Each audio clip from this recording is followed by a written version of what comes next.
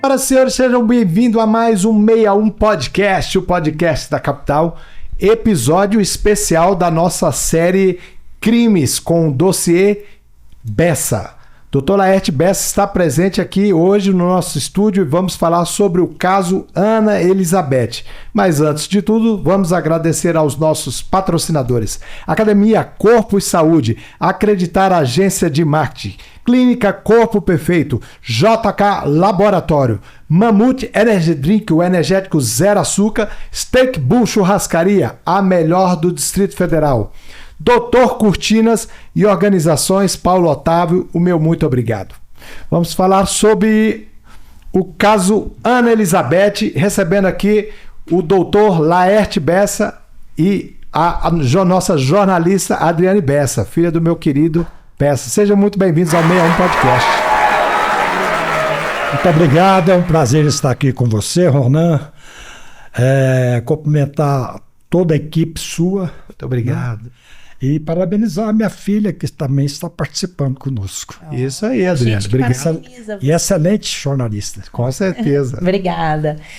A gente que parabeniza e agradece a oportunidade aí de estar contando essas histórias do meu pai. Obrigado. Bessa é um patrimônio histórico do Distrito Federal. Nós fomos agraciados. Goiás perdeu em Goiás o Laerte Bessa aqui para o Distrito Federal, e o Bessa nos agraciou com todo o seu profissionalismo e desvendou casos assim expressivos no Brasil, casos que marcaram toda a história dos crimes mais nebulosos do Brasil. Bessa, vamos falar sobre o caso hoje, Ana Elizabeth. Me conta como é que chegou a você essa notícia crime sobre a Ana Elizabeth. Ronan, tinha acabado de chegar do Uruguai. Eu, Dr. Valdemar, que era meu assistente na anti-sequestro. Nós chegamos cedo e já recebemos a ligação do secretário de Segurança Pública, Coronel Brochado, falando que tinha acontecido um sequestro em Brasília e que a pessoa que a esposa dele tinha sido sequestrada era diretor da Comissão de Orçamento do Congresso Nacional. É uma pessoa muito importante. E que nós tínhamos de trabalhar imediatamente para tentar localizar a Ana Elizabeth. E aí, você como um delegado, expert, qual foi suas primeiras providências? Olha, eu e o doutor Valdemar já fomos para o antissequestro e já mandamos buscar a pseudo-vítima, né? José Carlos. O esposo. O esposo da Ana Elizabeth, para ouvi-lo, né? Para ele contar como foi o sequestro. A única verdade que ele falou foi que foi com ela para o restaurante Versalhes, ali na Asa Norte. O Bessa, mas tem um detalhe aí. O sequestro foi no final da noite, né? Foi na madrugada. Na madrugada. Mas ele estava dormindo. A hora que você foi intimar ele estava dormindo. Estava dormindo. E acordou tarde. Na verdade, quando nós chegamos do Uruguai, nós fomos avisados pelo Coronel Brochado para trabalhar com seriedade nesse caso, porque ele era diretor de orçamento, da Comissão de Orçamento do Congresso Nacional, e que era uma pessoa muito importante. Então, nós imediatamente fomos tomar providência. E ficamos logo sabendo, né, que ele, durante a madrugada, ele contou que durante a madrugada chegou em casa e ainda foi dormir. Dormiu e depois que ela acordou, que ligou para um coronel amigo dele que passou o telefone do Coronel Brochado. Foi nesse instante que nós iniciamos a investigação. E aí você intimou ele para ir depor?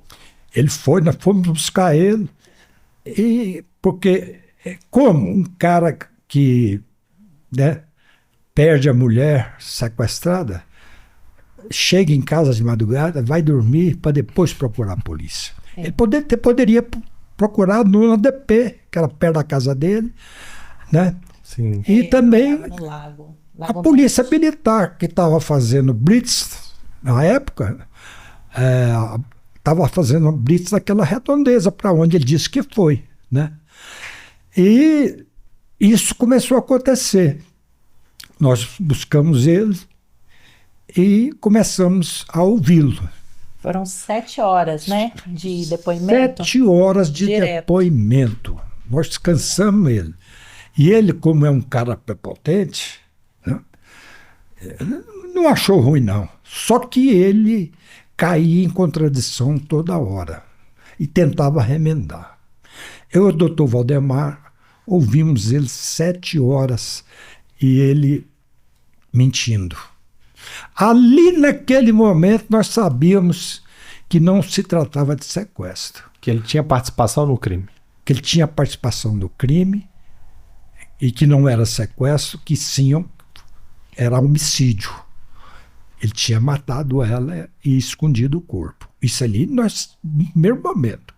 Mas nós não podíamos passar isso, né, por Brochado, por Coronel Brochado, nem para as autoridades. Né? Nós tínhamos que trabalhar como se fosse sequestro. Sim. Né? Mas já sabendo que não era sequestro. Na época, você chegou a receber, inclusive, a ligação do presidente da República pedindo para ter prioridade, né? Para priorizar Itamar o Franco. caso. Itamar Franco, na época, era o presidente da República, me ligou direto. Doutor, agilize essa investigação aí, porque ele é muito importante, o Zé Carlos, é uma pessoa muito importante aqui para nós. Então, agilize isso aí e vê se consegue localizar a esposa dele. Eu falei, não, presidente, nós estamos trabalhando nesse sentido, né? A equipe está toda na rua, verificando todos os procedimentos que tem, que nós sabemos em caso de sequestro, e logo daremos uma resposta. Bessa, você tinha ido para fora fazer um curso anti-sequestro, você era o delegado-chefe da delegacia anti-sequestro, estava havendo sequestros em Brasília naquela época? Aquela época que começou o sequestro no Brasil, no Rio de Janeiro. Rio de Janeiro tinha 2, 3 sequestros por semana. Então, e dava certo. E dava certo que a polícia não estava preparada para trabalhar contra o sequestrador. Sim.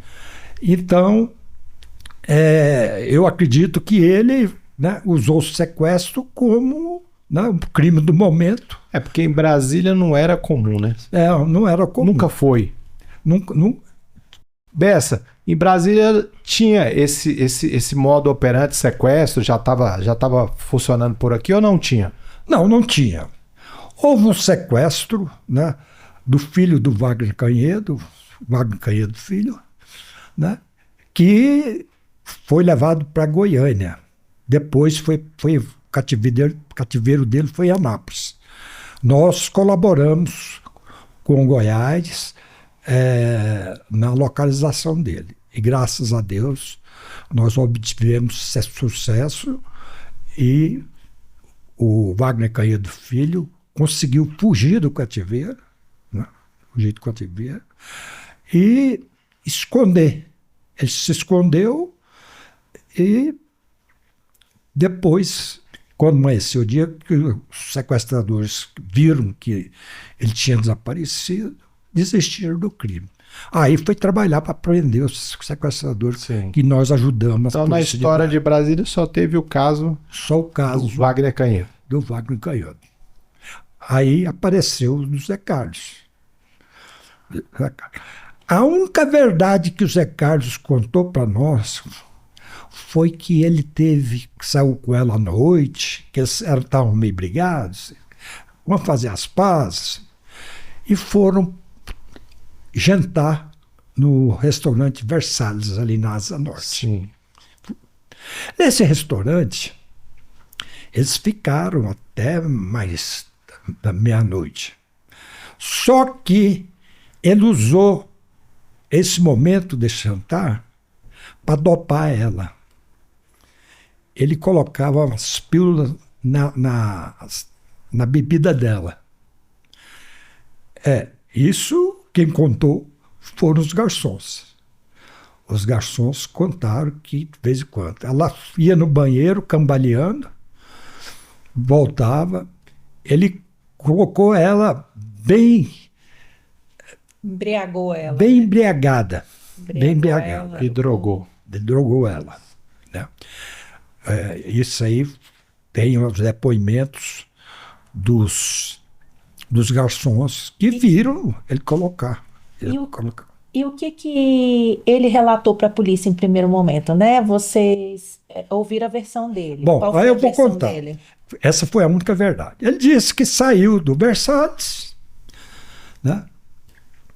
E ia embora para casa, que ele mora no Lago Norte, e na ponte do Bragreto apareceu um carro com 2 pessoas falando: o carro seu está pneu furado.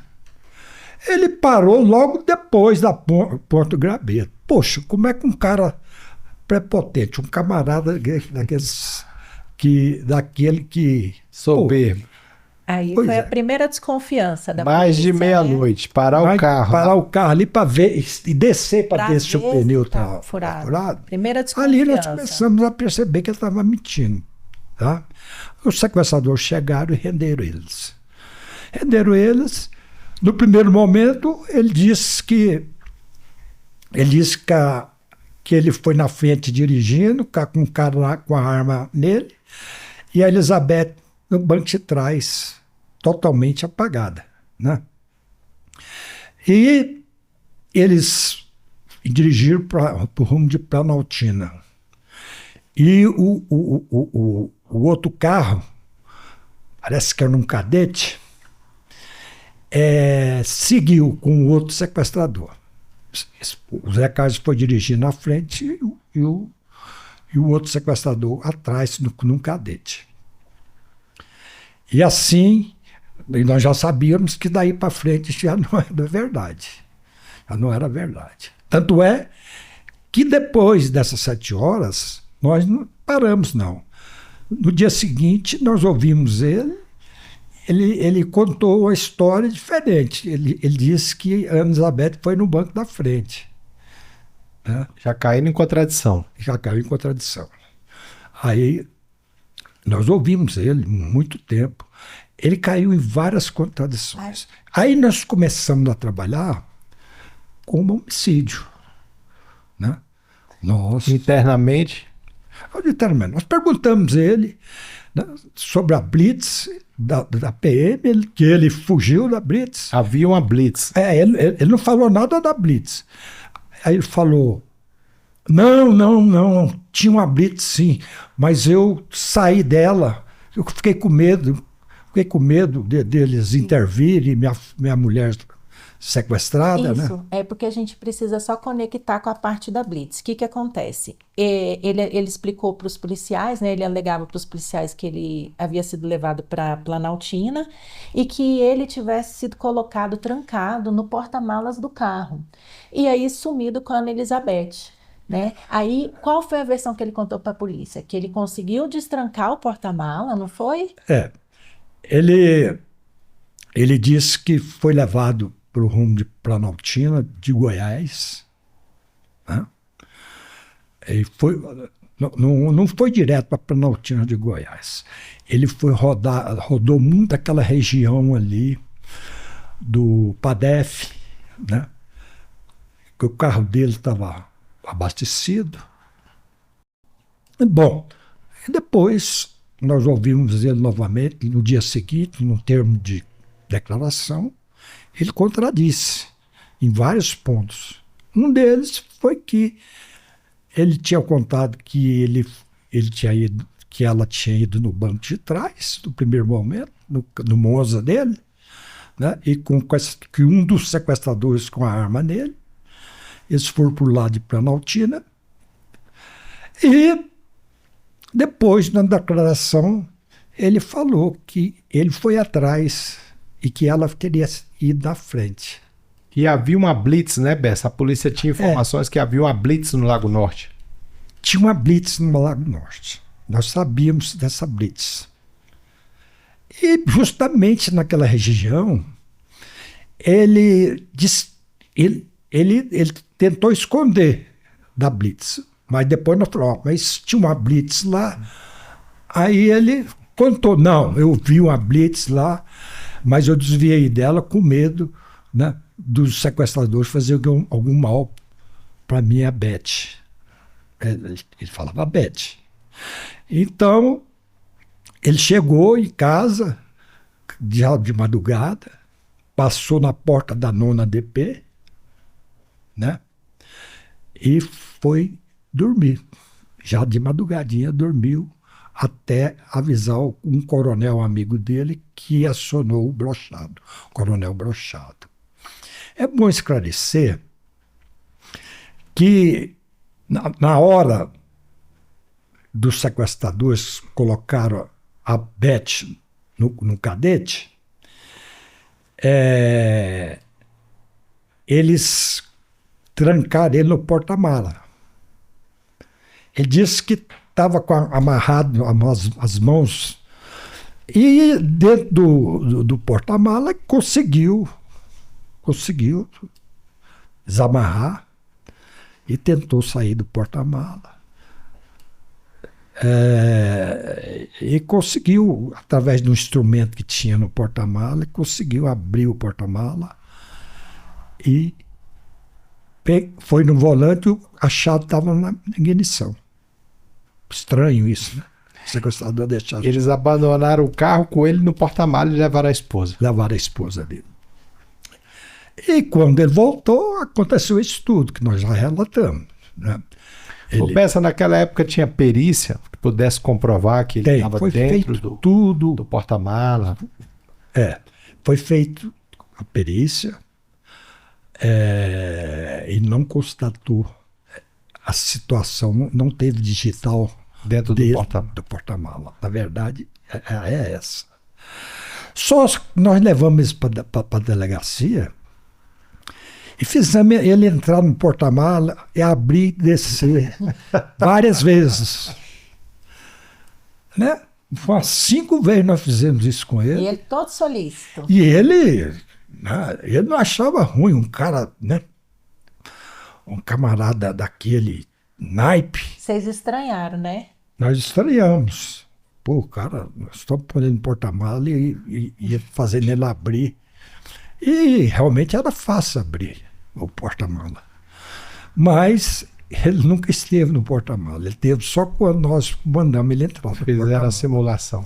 Bom, e nós continuamos a investigação. E procuramos,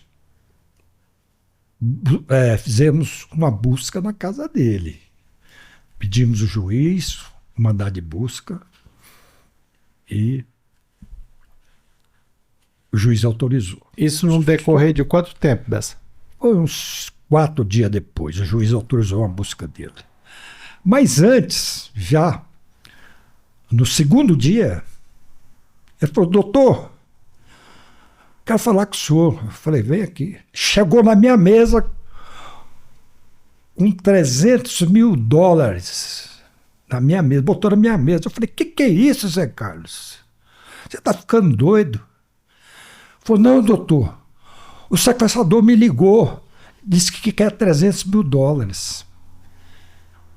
Eu falei: você está doido? Você pegou o nome dele? Onde ele está? Você sabe quem ele é? Não, doutor, eu trouxe o dinheiro para vocês procurarem e já entregar para ele, para salvar minha Beth. Nós achamos estranho demais isso. E eu chamei dos 2 peritos criminais nossos para contar o dinheiro. Eles contavam o dinheiro, tiravam a nota, contavam mais um pouco, tiravam outra nota. Nos 300 mil, na verdade, tinha 10 mil falsos. A gente pode colocar a produção, por favor, na TV? A parte dos dólares.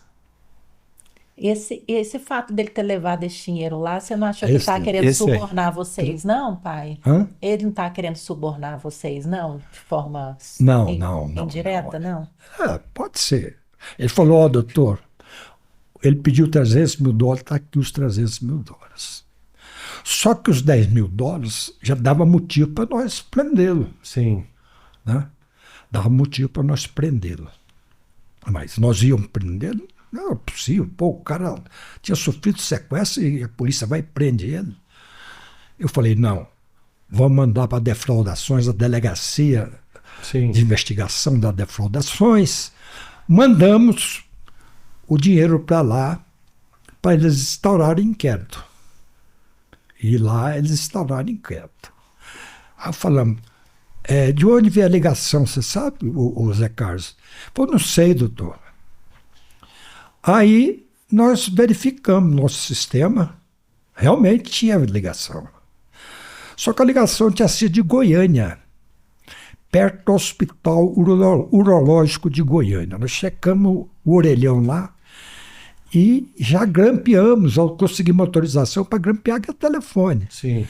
Porque talvez a pessoa que ligou ligasse de novo, né? E mantemos uma campana nesse telefone, deixamos 2 policiais lá, que o cara ia ligar de novo para dizer onde entregar o dinheiro, né? Sim. E nada, não houve mais ligação. E nisso nós começamos a investigá-lo. Nós começamos a investigá-lo, nós sabíamos que ele era muito importante. Será que essa geração de hoje sabe o que é orelhão, gente? Você falou orelhão aí, será que o pessoal lá em casa está sabendo o que é, hein? Não, o pessoal já não sabe, Orelha- vai ser colher não. E como telefone é que a polícia público. grampeou Telefone um público. orelhão? Polícia grampeou um orelhão, hein? Eu nunca tinha nós ouvido ganhamos, falar nisso. nós conseguimos, naquela época nós conseguimos. E ele, Vocês descobriram que ele tinha um amante. nós descobrimos que ele tinha amante pelo seguinte, claro, nós grampeamos o celular dele, grampeamos o telefone da casa dele, porque tudo que ele falasse ali nós estávamos sabendo, nós tínhamos a equipe de escuta dele. E ele não era bobo, ele não ligava na casa dele, nem do celular dele. Ele ia para ali, perto do Buriti, e usava um telefone, um telefone público, para ligar para a amante dele. Que aí nós descobrimos que ele tinha uma amante. E ele falava com a amante, Crislene. Crislene. Crislene. Ele falava com a amante e quero te ver, meu bem, eu tô com saudade, por aí. E ela, não, nós não podemos ver agora, tem que achar sua esposa, Zé Carlos. Zé Carlos, preocupa com sua esposa, tem que achar ela, não Ela estava pode. mais preocupada com a... Ela estava Com preocupada o e não sequestro queria do que nem o encontrar próprio. com ele. Aí, a desconfiança que ela participou do sequestro. Não, aí nós estamos sabendo, olha, ela não participou do sequestro. Mas nós ficamos sabendo que eles tinham um apartamento na Asa Sul que eles encontravam. Sim. Tem aí na... É o apartamento dos encontros No apartamento sul, na Produção. 200 do Sul. casal. Coloca as imagens, por favor, do Amante apartamento. com assassino. Aí era o ponto de encontro do José Carlos com a Crislene. Crislene. Olha o que nós Isso é achamos. material pornográfico, Bessa. Tinha tudo lá. Tinha tudo. Vocês chamavam Isso- lá de apartamento isso- da orgia. Era o apartamento dele que ele encontrava com a Crislene. Na verdade,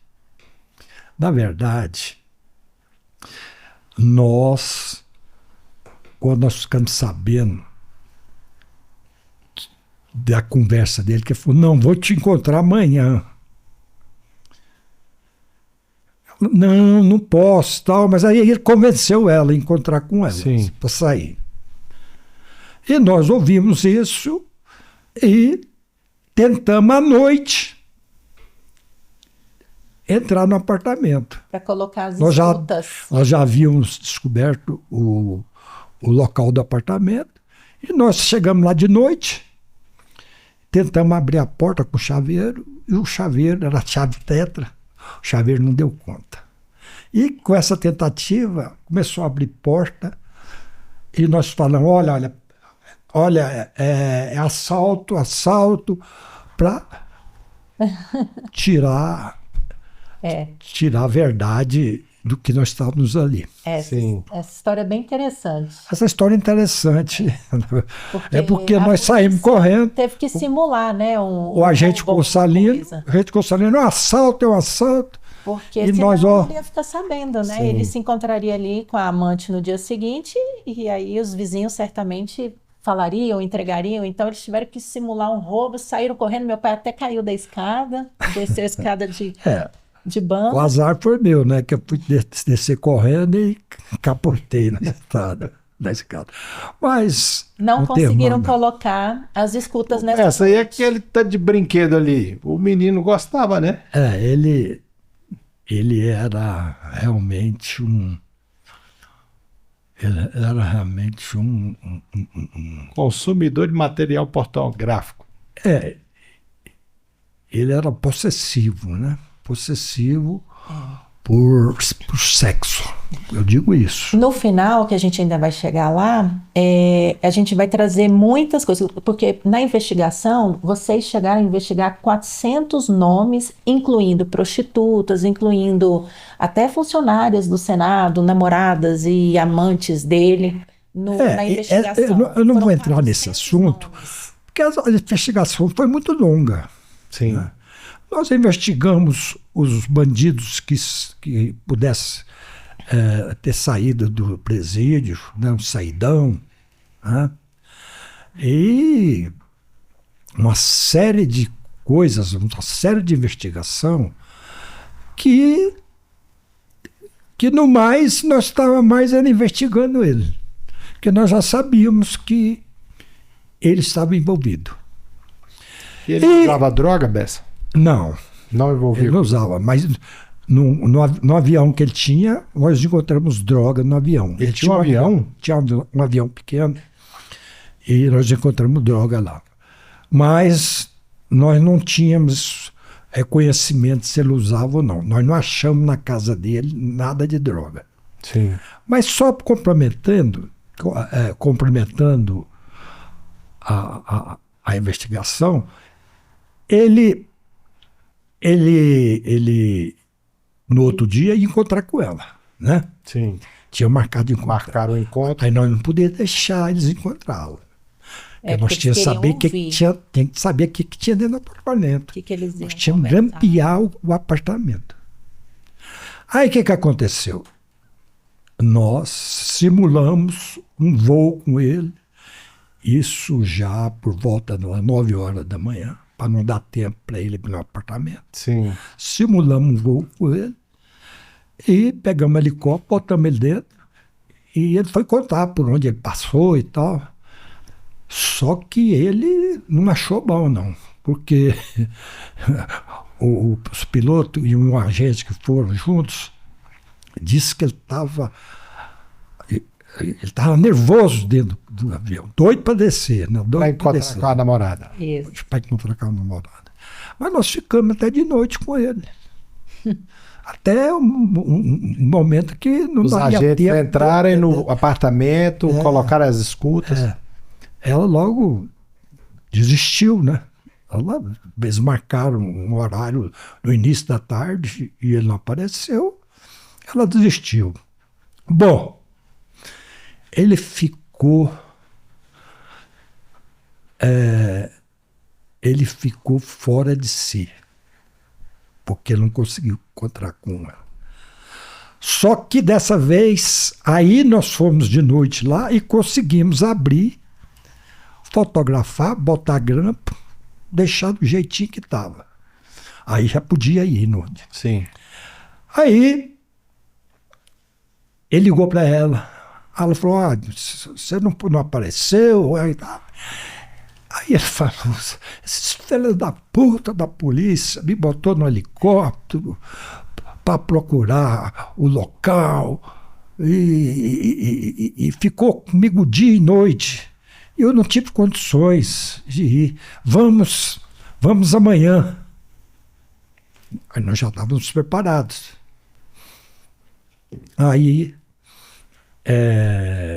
ele teve com elas e fizeram encontro. No apartamento. No apartamento.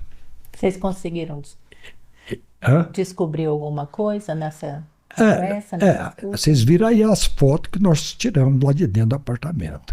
Mas aí vocês tiveram a certeza de que Crislane não havia Nós participado. tínhamos a certeza que a Crislane não tinha participado. Só que eles foram para o apartamento, né? E filmamos o apartamento e descobrimos que ele era um tarado. Era um tarado, porque Só ele isso. ficou fazendo sexo com ela quase que a noite inteira. Era difícil contar uma coisa dessa, mas estava filmado. Estava filmado. Nesse ponto ele é bom. Esse ponto ele é bom. Mas, continuando a investigação, nós primeiro conseguimos o mandado de busca para a casa dele. Conseguimos e achamos $1 milhão debaixo da cama dele. $1 milhão. Só dólar. Conseguimos achar $1 milhão na casa dele. Não podíamos prendê-lo ainda. Mandamos para a delegacia. E quando vocês chegaram para fazer a busca na casa dele, Bessa? Nós chegamos na casa dele. Ele não queria deixar nós entrarmos.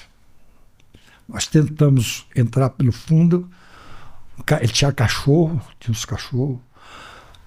Ele tentou de todas as formas evitar que nós entrássemos na casa dele.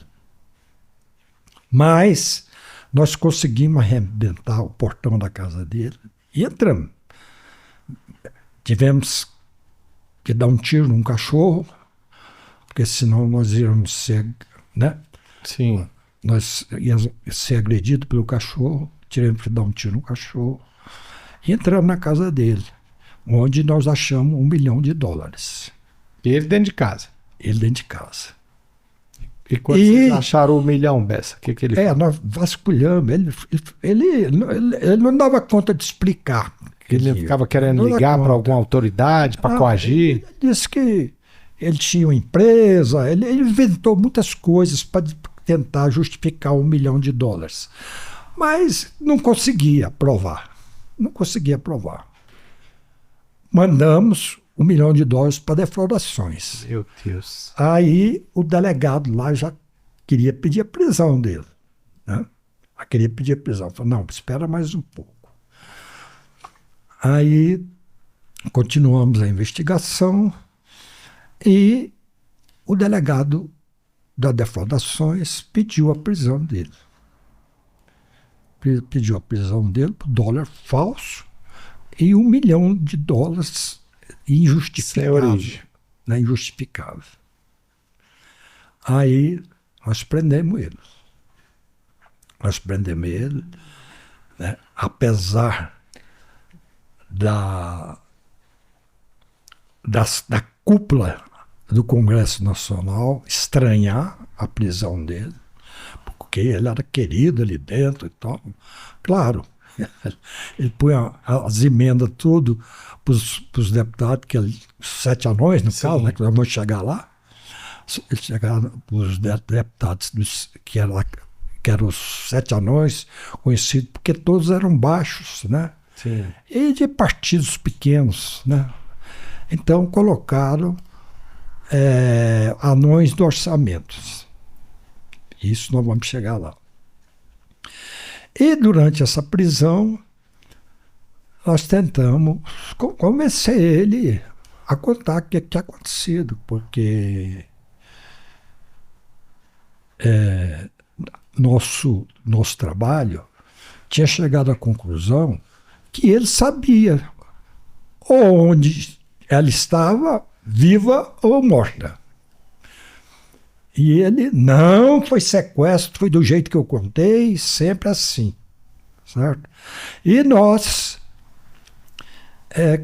continuamos. E um dia, ele na cadeia, já estava lá na delegacia de homicídio, ele ficava no xadrez ali na DPE, e o Policarpo Júnior, que era um repórter atuante aqui em Brasília,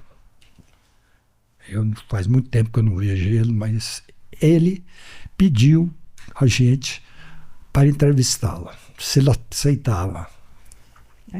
E ele já estava alguns dias lá, aí ele aceitou. Ele aceitou. Aí que surgiu, né, a conversa dos anões do orçamento. Ele começou a entregar. Ele tentou desviar A atenção, o foco. o desaparecimento dela para eles, né? Sim. Que era o João Alves, Genibaldo Correia, outros Deputados. Tá a turma aí. tá aí. Foram todos caçados. Você imagina naquela época a imprensa, né? Tava um caos, né? Era o homem mais poderoso do Senado, que cuidava das emendas parlamentares, né? E Seria hoje o orçamento secreto, né, Bessa? Mas deixa eu te contar uma história interessante. O Policarpo Júnior chegou na delegacia, pediu se ele aceitava ser ouvido. Ele já estava lá muitos dias, ele aceitou. Ele pensou, eu vou entregar os anões, né, para me livrar, dizer que eles que desapareceram com a minha mulher. Né? E quando ele estava preso, Bessa, você recebeu ligação, intimidação, alguma coisa de deputado? Não. O pessoal deixou ele quieto. Nós tínhamos provado que ele estava usando dólar falso, que ele tinha 1 milhão de dólares naquela época, era muito dinheiro. E outra, ele não tinha explicação do sequestro. de como ele conseguiu aquele dinheiro. Sim. Como é que ele conseguiu aquele dinheiro? Então, ele aceitou uma entrevista com o Policarpo Júnior. Aí ele, olha, Policarpo, nós vamos confiar em você. Você vai lá, que ele não aceitou e queria só com o repórter. Tudo bem, era um direito dele. É um direito dele. Aí, nós falamos, Policarpo, você vai lá ouvir ele e depois vai repassar para nós. Você vai passar para nós essa condição que nós vamos deixar se ouvir. Não. O Policarpo era filho de um ex-policial nosso, tal. Ele tinha até uma aproximação da polícia. Nós confiamos nele.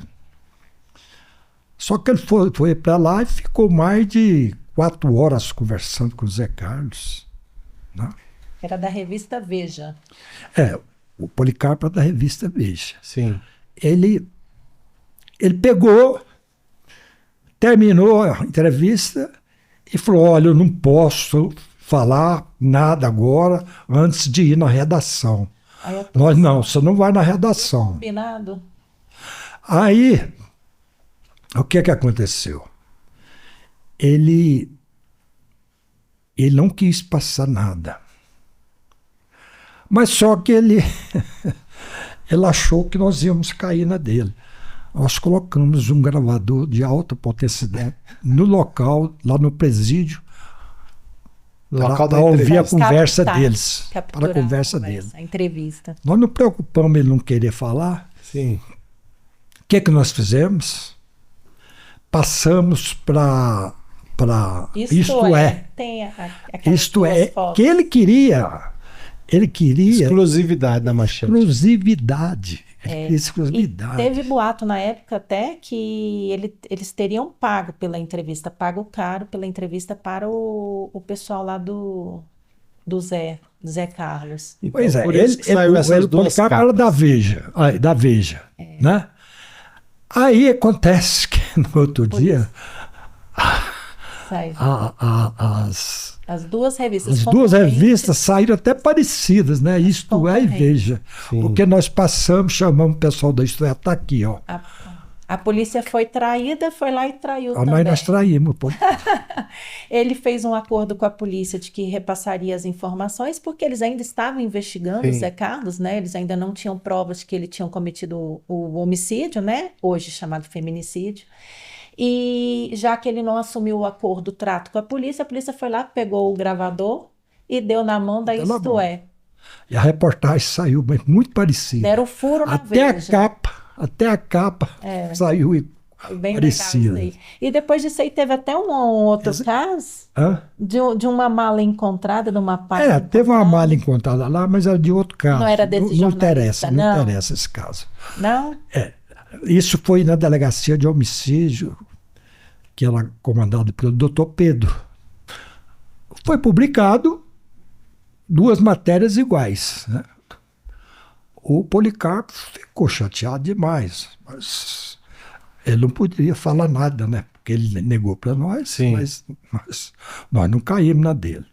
E quem era o chefe da delegacia era o Dr. Pedro, da DH, Delegacia de De Homicídios. homicídios. Mas nós tínhamos um agente muito inteligente lá, né, que achou a mala lá. Era o agente Horácio, que trabalhava. Achou a mala. Essa mala continha um gravador também, Que é esse de um cara que outro eu- jornalista. Só que ele esqueceu ela lá, depois que ele foi passar para pegar, nós já tínhamos achado a mala. Ou E seja, mandamos para a perícia. Aí ele chegou, cadê? Eu tenho uma mala aqui, eu esqueci aqui. Ele falou, não, essa mala está na perícia já. ou seja, Mas esse é jornalista outro quer caso. grampear a polícia. Ele queria O jornalista grampear. deixou uma mala lá para. Mas não era nesse caso, não. Nós contamos esse caso, mas não era no caso da Ana Elizabeth, era outro caso.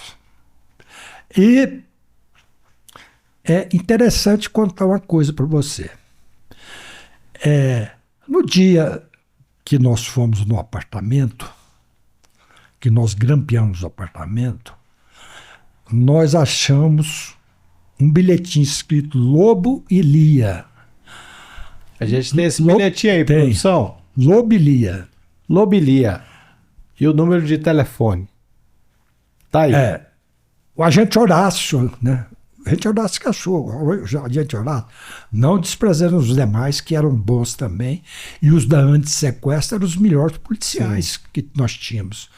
Eu fiz a antissequestro escolhendo os melhores policiais da Polícia Civil, que nós fizemos trabalhos maravilhosos. Tá? Mas eu não vou ficar citando nomes para não chatear os demais mais colegas de trabalho, né? E esse Lobilia ficou com Horácio, com a gente Horácio. Esse aí foi o bilhete encontrado na casa do Zé Carlos. Não, foi encontrado no apartamento. No apartamento lá da orgia. No apartamento. Ele achou esse na Lobilia, lá, nesse apartamento. E o telefone. 243.980. Eu não daria nada. Se você vendo isso aí, daria alguma coisa? Não. Olhou o bilhete, guardou e depois resolveu ligar. Aí ele ligar. Quando ele ligou, atendeu a Lia. Aí ele falou, os policiais então começaram a investigação.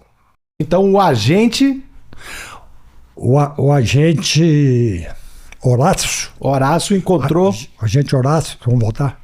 Bessa, então o agente Horácio encontrou esse bilhete no apartamento onde Da o Zé orgia. Carlos se encontrava, o Da apartamento orgia. da orgia.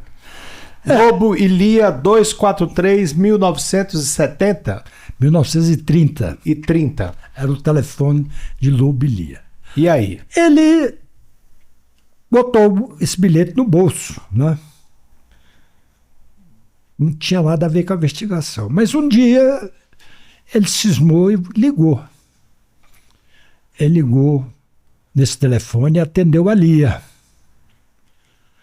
Aí a Lia falou, olha, eu moro aqui em Valparaíso, o que houve? Não, nós estamos procurando seu esposo, o Lobo. Não, o nome dele não é Lobo.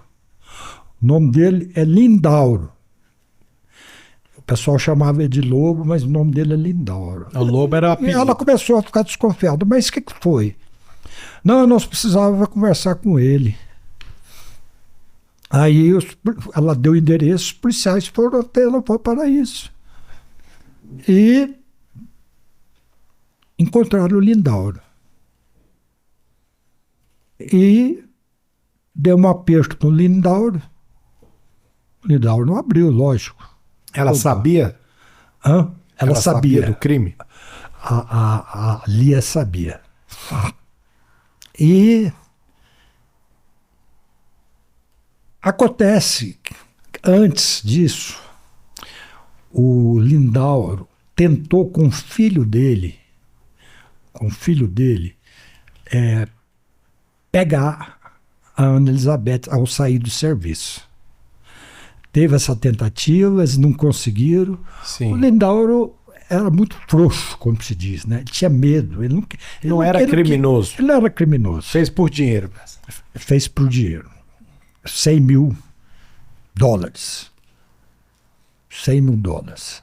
Porque o Lindauro achou que o Zé Carlos, ele pedindo muito, o Zé Carlos ia desistir dele, né? Só que o Zé Carlos não desistiu.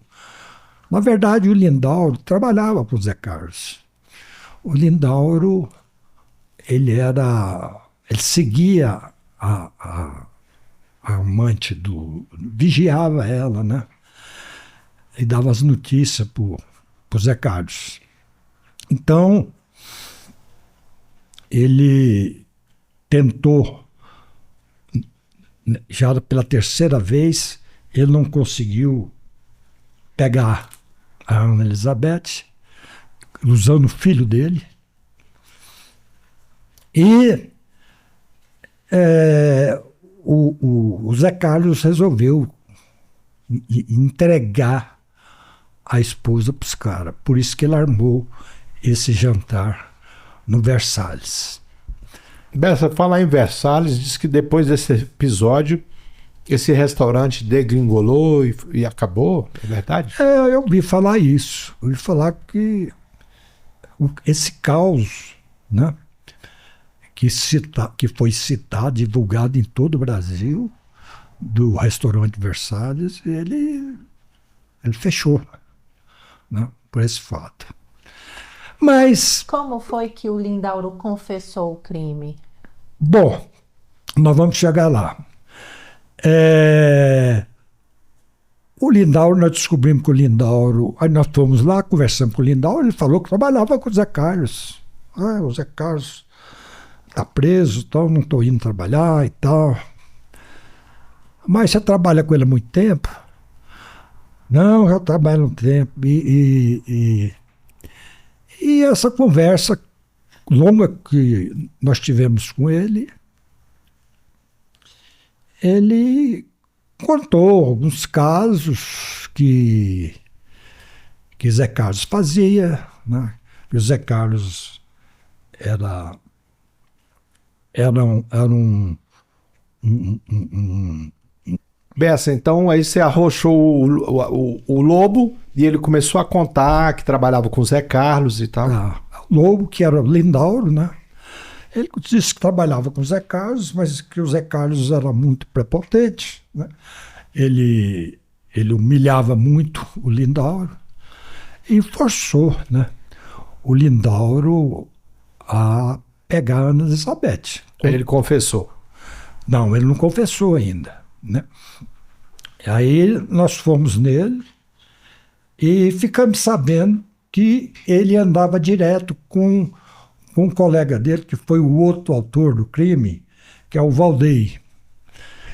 Eles andavam muito juntos, mas nós não podíamos, né, abordar o Valdei. Levamos o Lindauro na delegacia. Tá aí os dois aí. Tá os dois. Lindauro e Levamos o Valdei. Lindauro. Qual que é o Lindauro? O Lindauro é o maior. De preto. E Levamos 2 na delegacia, levamos o Lindauro na delegacia e nós sabíamos que o filho dele era delinquente. Sim.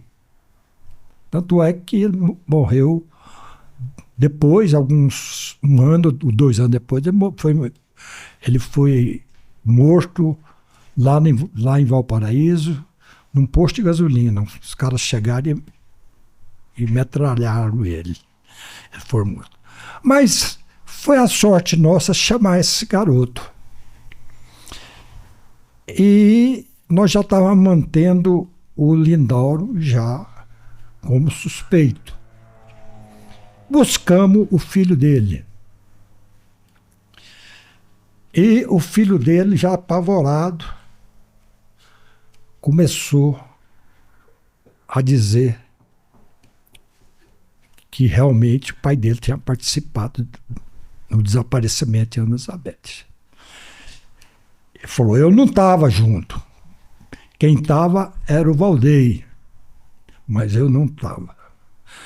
Ele, pai, confessa. Ele falou para o pai. O pai dele, não, resistindo de todas as formas. Aí ele falou, pai, se o senhor não confessar, eu vou me suicidar aqui na delegacia. Ó. Desse jeito. Vou me suicidar aqui, se o senhor não contar a verdade. Que eu sei que o senhor não queria praticar o crime. Eu sei, eu sou testemunha que o senhor não queria, que foi forçado. E aí o Lindauro tremeu, né? Tremeu nas bases. Mandou chamar o doutor Pedro, eu não estava lá no momento, o doutor Pedro e os agentes, né? Os agentes estavam lá. Ele falou, pode chamar o delegado-chefe, que eu vou contar para ele. E contou a história, como foi. Contou a história, dizendo que foi pressionado e que iria levar os policiais lá no local onde ela foi Enterrada. Ela foi enterrada. Foi enterrada viva. Ele disse, e era à noite já. Ela foi localizada aí. Está Ela aí, foi ó. localizada. A cova de Ana A cova Elizabeth. dela. Ela foi localizada lá em Planaltina de Goiás. Um terreno. O Zé Carlos, né, forçou eles dois a fazer a cova bem antes, deixar pronta. Um local ermo, um local no meio do mato. E eles fizeram o buraco antes do crime. E resolveu levar a equipe lá. A equipe foi, eu fui junto. Nós achávamos agora o final do crime. Isso já foi quase um ano depois. Um ano? Um ano. O Zé Carlos e a esposa tinham filhos? Tinha. E os filhos nessa... Ele tinha filha, ele tinha uma filha que ficou sempre do lado dele.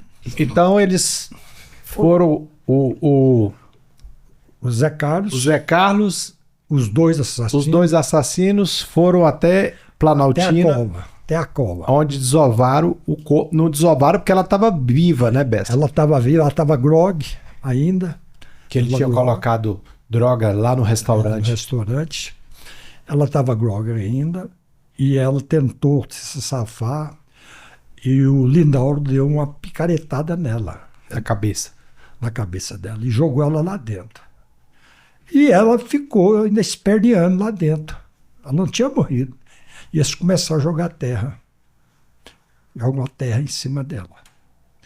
E o Lindauro disse que o Zé Carlos ajudou A colocar terra. Né?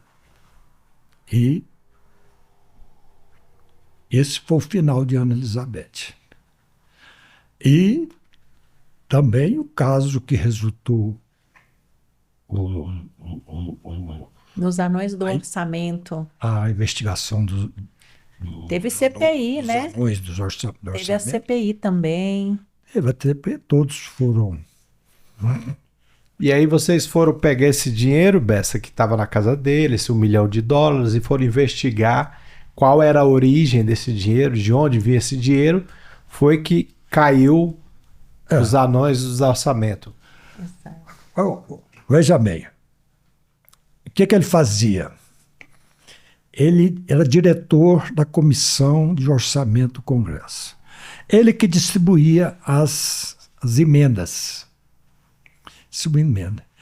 E tinha o João Alves, que era um baixinho, deputado que nós investigamos. Que ganhou na loteria 1000 vezes, né? Nós já tínhamos investigado Ganhou ele. 200 e algumas vezes. Nós tínhamos investigado ele e ele não explicava.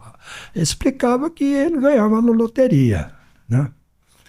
E tinha ele, tinha o Genebaldo Correia, o Zé Carlos foi por meios próprios contratado pelo Congresso. Ele era muito inteligente, né? E com muitos anos de serviço ele chegou a ser o diretor-geral da Comissão de Orçamento do Congresso. Ele que distribuía as emendas. Sim. E ele juntou com os 7 anões, que ele passava a emenda para eles e eles distribuíam e rachavam com ele. Ele pegava só em dólar. E foi com isso que surgiu A história do João. a história do orçamento. Os anões do orçamento. A CPI dos 7 anões, né? Os anões das pirâmides. Era anões porque realmente todos eram baixos, né? E também eram de partidos nanicos. Sim. Partidos pequenos, né? Eles tinham baixa E influência. isso causou uma revolução, né, depois do nosso trabalho. No nosso trabalho, o Zé Carlos contou a história do orçamento, mas ele continuou negando que teria matado a mulher dele. Ele quis culpar os anões do orçamento deputados. como os assassinos da Ana Elizabeth. Na verdade, ele queria desviar o foco, né, das atenções. Ele queria tirar as atenções dele e Colocá-la jogar como vítima dos deputados, né? Exato. Como ela Justamente. sabia demais, então os deputados que devem ter. Justamente. Ela Exatamente. sabia de tudo. Ela sabia de tudo que o Zé Carlos fazia. Então nós tínhamos uma primeira impressão de que ele teria matado ela pelo fato de ela saber demais. dela saber demais. Mas depois nós fixamos, ele matou ela por causa da amante. Até hoje as pessoas perguntam, né? Ah, matou porque ela sabia demais, mas a Polícia Civil do DF constatou. Nós que era confirmamos por que ele conta da amante matou mesmo. Que ele era por causa mau. da amante Crislene. dele, Crislene. E aqueles Ele era visitou ele apaixonado. na cadeia? Na verdade, quando ele planejou para matar a Elizabeth, a Crislene estava querendo largar dele.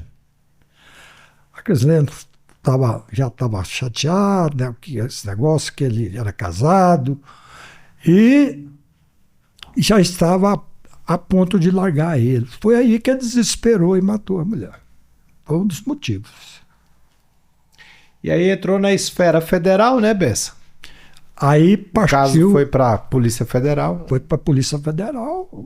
O caso do assassinato, nós é que investigamos, E solucionou. entregamos para a Justiça do Distrito Federal. Entregamos. Ele Agora, o caso dos orçamentos, no caso dos anões do orçamento, ficou com o Congresso. O Congresso fez A CPI. Vocês deram fez a pontapé CPI, inicial. né? E Eles cassou foram- o mandato de De todos. todos foram caçados? Todos foram e nunca mais caçados. voltaram para a vida pública. nunca mais voltaram para a vida pública. A gente tem notícia aí do Zé Carlos que ele depois virou pastor, né? Ele parece que reside vivo aqui em ainda? Brasília. Nós temos informação de que ele hoje é pastor. Então, Vive em Aí, Brasília. Zé Carlos. tem Assistindo, vem contar a sua história aqui, seu testemunho de Tem- mudança de vida, de fé. tem suspeita de que ele estaria com a Com a Crislene. Crislene até hoje. Que isso. Pegou poucos anos de cadeia, vai ver como é que é a nossa justiça, né? 18 anos, cumpriu um terço. Ele cumpriu menos de um terço. Menos de um terço. Ele não ficou mais que 3 anos preso. É incrível. A nossa justiça é muito fraca. Então, aconteceu esse fato. Bessa, no próximo episódio eu gostaria de falar sobre o caso Marcelo Bauer. Marcelo Bauer. Esse é um caso muito interessante, como eu falei com a Adriane no outro episódio, que saiu um documentário na Record, mas eu quero ouvir da boca do delegado que investigou, Que que prendeu Marcelo Bauer. Ok. Ok? Ok. Combinado? Combinado. É isso. Muito obrigada. Deixem aí um recado aí para os nossos seguidores. Olha, gente, na minha época de delegado, eu fiquei 30 anos como delegado da polícia. E, devido ao meu trabalho na delegacia da 14ª DP, o diretor da Polícia Civil me chamou para chefiar o GRS, Grupo de Repressão a Sequestro, e me deu autonomia para escolher os melhores policiais. E eu escolhi, entre os policiais, 4 mulheres. E nós fizemos o grupo e não faltava serviço. Não faltava serviço. O grupo sempre atuando. Porque Casa Elizabeth começou sequestro demais em Brasília. Começou muitos sequestros. Tem muitos casos de sequestros que nós estamos, inclusive o caso da filha do Luiz Estevam, Cleucizinha, e foi sequestrada e só não morreu por causa da ação de um policial nosso. Vamos falar desse caos aqui, vai ser o último episódio, né? Pode ser. Então, muito obrigado, Bessa, muito obrigado, A Adriane. gente que agradece. É importante o Bessa trazer os bastidores da polícia, porque ele valoriza, ele mostra o trabalho dos policiais, Isso. que muitas vezes nós, da imprensa, não Sim. conseguimos mostrar, né? É isso aí. Muito obrigada pela oportunidade, viu? Obrigado a vocês. Obrigada. É isso aí, foi mais um episódio do 61 Podcast na série Dossiê Bessa, crimes que marcaram o Brasil. E eu gostaria de agradecer aos nossos patrocinadores mais uma vez, a Academia Corpo e Saúde, Acreditar Agência de Marketing, Clínica Corpo Perfeito, JK Laboratório, Mamut Energy Drink, o energético zero açúcar, Steak Bull Churrascaria, amanhã estarei aí. Organizações Paulo Otávio, o meu muito obrigado. Então já estamos aqui combinados no próximo episódio do Dossiê Bessa com o caso Marcelo Bauer. Esse é um caso muito interessante e eu vou ficar aqui de orelha em pé ouvindo o que o Bessa fala. Forte abraço. Você que ainda não se inscreveu, se inscreva no canal, curta, compartilha e deixe seu comentário. Fui!